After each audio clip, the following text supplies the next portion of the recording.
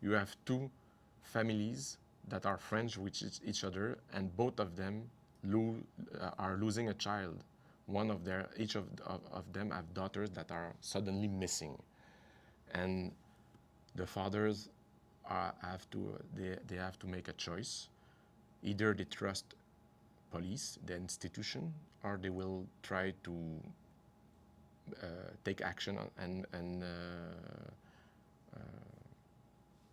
make the investigation by themselves. It's like the story in one sentence will be a fight between institution and individuality. How someone nowadays it's a very contemporary subject, and at the same time it's a story that has been here since the old west age, which is that an individual has the choice to trust his institution or not. But that's the art of the film. For me, it's like that's always why I always thought that in some ways, Prisoners could have been made as a western. It's really the fight between the cowboy and the sheriff. I mean, it's like the guy who represents the law and the guy who defied the law, but thinking he's doing good, because all those characters are thinking that they are doing the right thing. You know, that's what is so powerful about the story. It's like the heroes are anti-heroes, and they are not. They are just motivated by trying to do what is good, what they think is the best as human beings.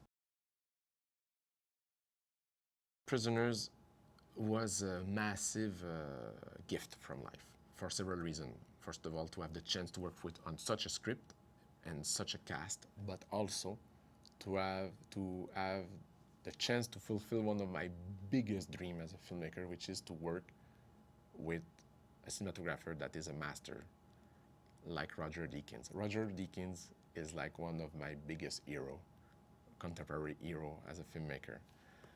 And I never thought that I will have the chance to work with such a master.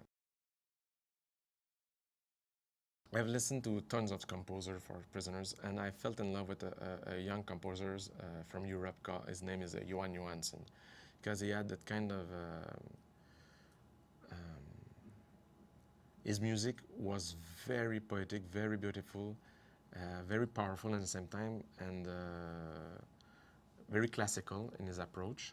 But it has a strong personality in the same time. So and I was looking for music that will elevate the human spirit, will elevate the humanity of the film and not the darkness, because the movie is dark enough. He brought to the character a kind of strength and a humanity. That was the problem with Keller in the script, is that it was a character that you could easily not identify with in some ways when you were reading the script, because he was so violent and he was going such in dark places and things that he was showing. Keller is showing us things that as human we know that are there inside us, but we don't want to look at it because it's too much ugly. And Keller is a character that is showing us a part of our own ugliness.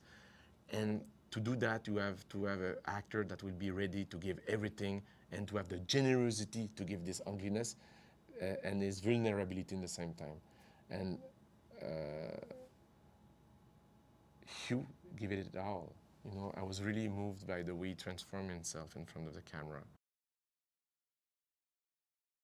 Jake was a perfect actor to portray Lucky. Why? First of all, because on paper, Lucky's character was not enough of a character. There was not enough of a character.